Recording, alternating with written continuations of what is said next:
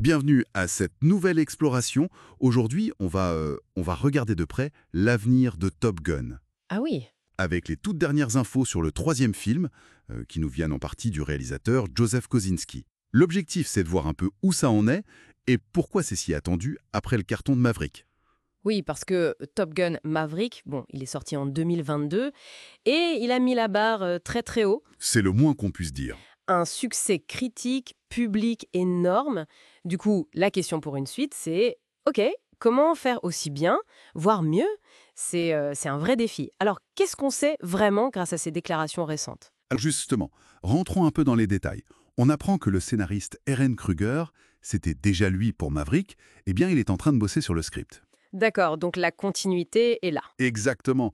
Et Kosinski, lui, il dit avoir passé quasiment un an à développer ce qu'il appelle une grande idée.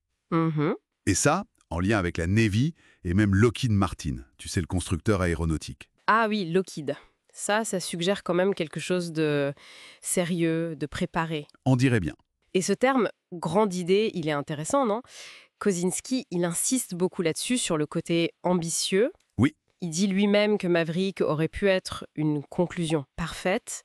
Donc, il faut que ce nouveau concept soit vraiment solide pour justifier de replonger dedans. c'est ça. Il parle d'un nouveau défi, un truc irrésistible. Alors, est-ce que c'est juste du marketing ou est-ce qu'il y a vraiment une envie d'aller plus loin qu'une simple mission de plus? Ben, c'est toute la question. Et si l'idée est si forte, quand est-ce qu'on pourrait espérer le voir, ce film? Ah, alors là. Parce que les infos disent que c'est encore tôt, hein. Oui, oui, clairement.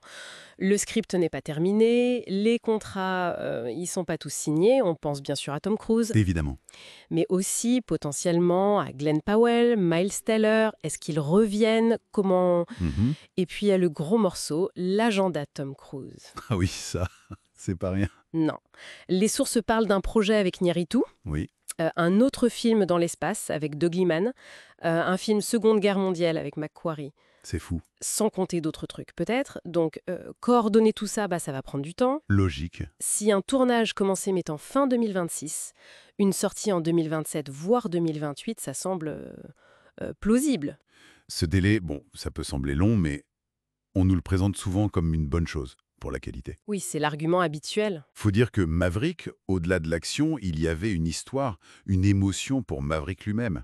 Les scores critiques et publics étaient incroyables. Stratosphérique? Oui. Donc, le vrai défi pour Top Gun 3, ça va être de trouver une nouvelle histoire, une nouvelle trajectoire pour lui qui soit pertinente, sans refaire la même chose, quoi. Tout à fait. C'est essentiel. Et prendre le temps, ça peut être rassurant d'un côté. Ça montre qu'ils ont conscience de l'attente. Hmm. Mais bon, il y a aussi un risque que l'intérêt retombe un peu, que le contexte change.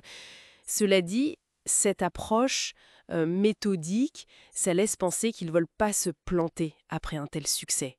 La pression doit être énorme. Carrément. Donc, si on essaye de résumer un peu tout ça. Vas-y. Le projet Top Gun 3, il est bien lancé. L'équipe créative clé, elle est là. Le réalisateur, il est très enthousiaste sur une histoire qu'il juge ambitieuse. Mais Mais voilà, il va falloir être patient. Très patient.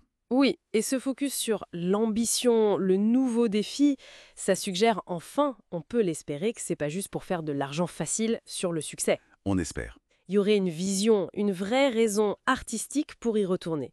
Une sorte de nécessité narrative pour l'équipe. C'est une lecture optimiste, mais qui tient la route vu les déclarations. Exactement. Bon, bah voilà qui conclut notre analyse sur ce qu'on sait des Top Gun 3 pour l'instant. L'attente est là, c'est clair, mais le décollage, c'est pas pour demain.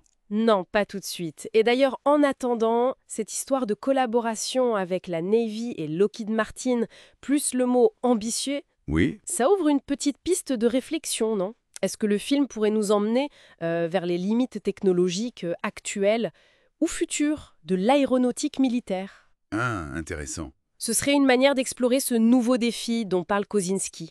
Enfin, c'est juste une idée. De quoi spéculer en attendant d'en savoir plus.